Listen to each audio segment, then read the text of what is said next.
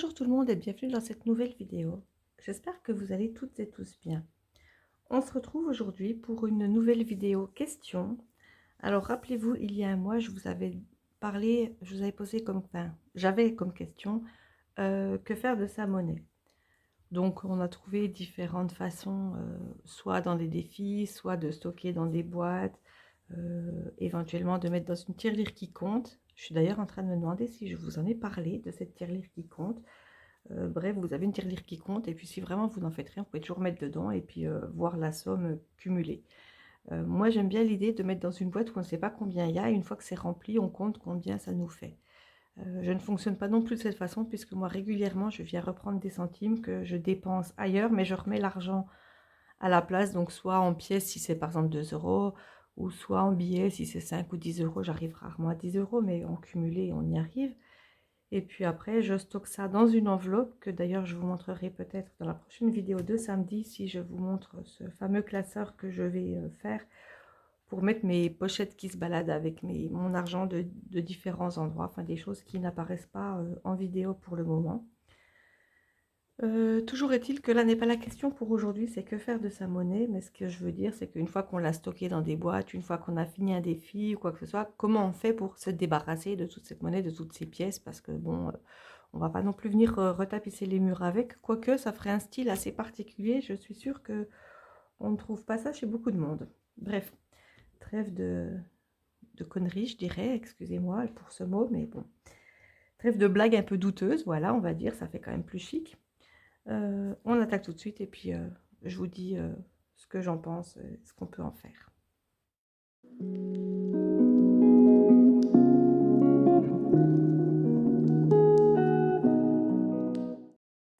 Allez, c'est parti. Pardon pour le bruit. C'est le petit cœur métallique accroché à mon cahier qui est venu taper sur la table. Voilà, je vais faire un peu plus délicatement. Alors, que faire de sa monnaie? Je vérifie que c'est tout bien cadré, c'est tout bon. Alors, première solution forcément, la banque. Donc la banque, alors d'après ce que j'en ai lu, notre banque a le devoir de prendre les espèces. Mais évidemment, c'est notre banque. Moi, étant à Boursorama comme banque principale, déjà on ne peut pas déposer d'argent à Boursorama, même si c'est des billets. C'est impossible. Les chèques, il n'y a pas de souci. La monnaie, c'est absolument impossible. Bon, donc concrètement, j'ai une autre banque qui ne me sert pas. Enfin, elle ne me sert pas au quotidien. J'ai un compte épargne dessus et puis c'est tout. Mais si j'ai de la monnaie, enfin des billets ou quoi que ce soit à mettre, je peux très bien les poser sur mon autre banque et puis ensuite je peux faire un virement sur Boursorama, oui voilà. Qui d'ailleurs, soit dit en passant, s'appelle Boursobank. Mais pour moi, ça va rester Boursorama, je crois, toute ma vie. Boursobank, ça fait banque, quoi. J'aimais bien Boursorama, je trouvais ça plus sympa. Bref, donc normalement, si votre banquier, votre banquière vous dit non, je ne reprends pas la monnaie, ça doit y exister une loi qui oblige la banque à reprendre les espèces, donc quelles qu'elles soient, donc même si c'est que des pièces de 1 et 2 centimes, normalement la banque doit vous reprendre votre argent. Ensuite, certaines banques ont une machine qui reprend la monnaie, notamment le Crédit Agricole. Ça existe aussi dans certains crédits lyonnais, puis je dis ça puisque je l'ai déjà vu, je l'ai déjà fait, mais il y a un paquet d'années en arrière. Donc en fait, on met toute la monnaie dans une machine, ça avale tout, ça compte et ça nous dit combien il y a, on valide si on est d'accord et ça crédite ça directement sur notre compte. Donc évidemment, il faut aussi que ce soit une banque où on a un compte chez eux puisque ça crédite sur notre compte. Donc on ne va pas aller leur dire, par exemple au Crédit Agricole, on ne va pas leur dire, bah, ma banque, elle est à la Banque Populaire, donc je suis au Crédit Agricole, je vous donne mes sous, mais vous me mettez ça sur la Banque Populaire. Je pense que ça passerait très mal. Quoique, puisqu'en fait, dans toutes les banques, on peut retirer avec notre carte bleue, peut-être que si on met notre carte bleue, ça recrédite, mais vraiment ça, je vous dis ça, c'est vraiment à prendre, entre guillemets, avec des pincettes ou en pointillé, enfin, comme pointillé, n'importe quoi. Enfin, comme vous voulez. Logiquement, faites ça dans votre banque où vous avez un compte, c'est plus sûr. Voilà. Sinon, les garder. J'ai noté qu'on pouvait les garder. Alors, c'est pas pour les garder non plus, comme je disais, c'est pas pour les stocker indéfiniment, mais pour les utiliser le mois suivant.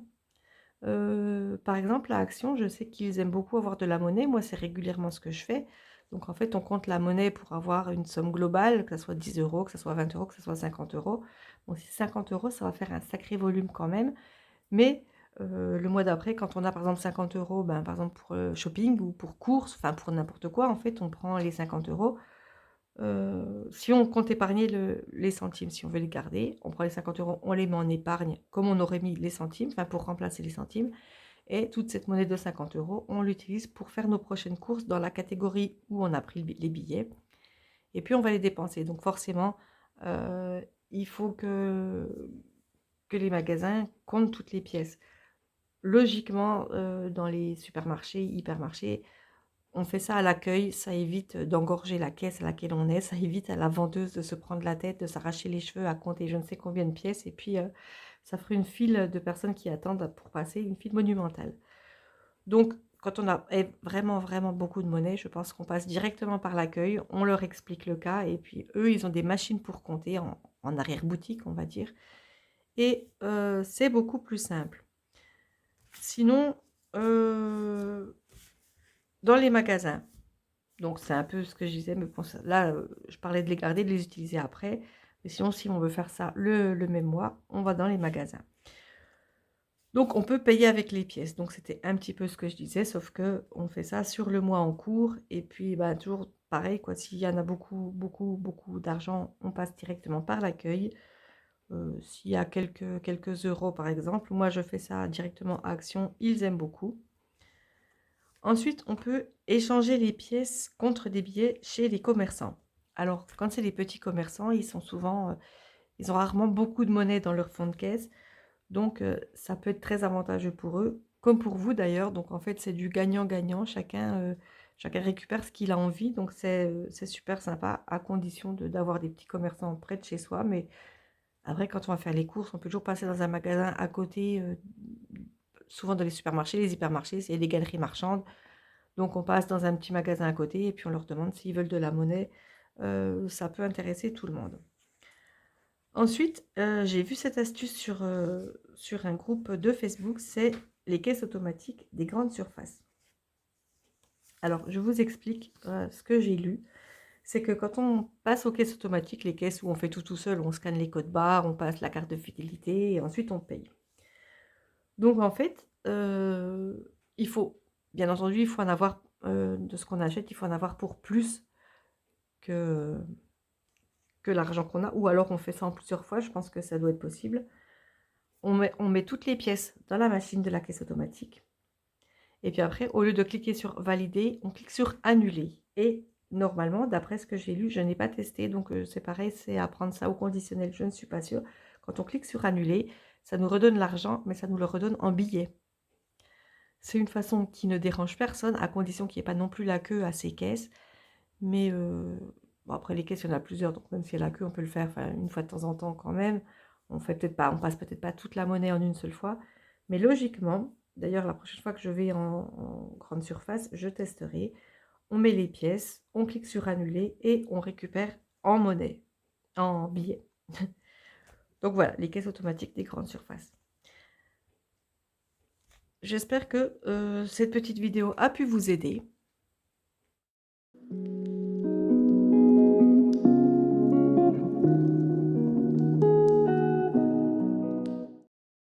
J'espère que ça vous servira un jour ou l'autre. N'hésitez pas surtout à me mettre en commentaire ce que vous pensez de ça, si vous avez testé l'une ou l'autre façon, si vous avez d'autres façons de procéder.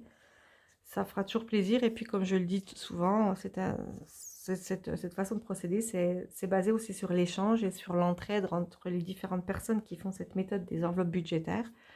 Donc, n'hésitez pas à partager vos idées que je n'ai pas listées là-dedans, ou alors me faire un retour sur des idées, enfin ce que j'ai parlé là. Et si vous le faites, laissez-moi le retour, ça, que je sache si ça fonctionne, si ça ne fonctionne pas, comment vous faites, si vous avez d'autres astuces. Bref, les commentaires sont ouverts, alors allez-y, n'hésitez pas, lancez-vous sur vos claviers et puis laissez-moi plein de commentaires. Voilà, j'en ai fini pour cette vidéo. J'espère, comme d'habitude, que ça vous a plu. J'espère que, comme je le disais juste à l'instant, ça vous a servi ou que ça vous servira Peut-être que vous avez de la monnaie qui s'accumule et que vous ne savez plus quoi en faire, mais que vous continuez de l'accumuler parce que de toute façon, quand on ne sait pas quoi en faire, on n'a pas d'autre solution, on continue d'accumuler. Donc voilà tout ce que vous pouvez faire, tester, si vous avez testé ou si vous n'avez pas testé, enfin bref, je ne vais pas rabâcher non plus. Abonnez-vous pour les personnes qui ne sont pas abonnées parce que j'ai quand même pas mal de personnes encore, je le dis assez régulièrement, mais j'ai beaucoup de personnes qui visionnent mes vidéos et qui ne sont pas abonnées, donc abonnez-vous. Ça ne vous coûte rien, moi ça me fait plaisir. Et puis laissez-moi également un petit pouce vers le haut, un petit commentaire juste en dessous comme je le disais juste avant, et puis activez la cloche pour ne pas rater les prochaines vidéos. Donc la prochaine vidéo, ça sera le classeur que je ne vous montre pas, que d'ailleurs je n'ai pas encore, enfin j'ai des classeurs à la maison, donc je mettrai mes différentes pochettes dans un classeur. Et puis je vous montre ça donc dans la vidéo de samedi, et ensuite on va se retrouver lundi pour faire le bilan de ma 4e semaine du mois de février. Voilà, voilà, et bien en attendant toutes ces vidéos, surtout portez-vous bien, je recommence. Portez-vous bien, prenez soin de vous, et nous on se retrouve très bientôt dans une prochaine vidéo. Ciao, bye bye.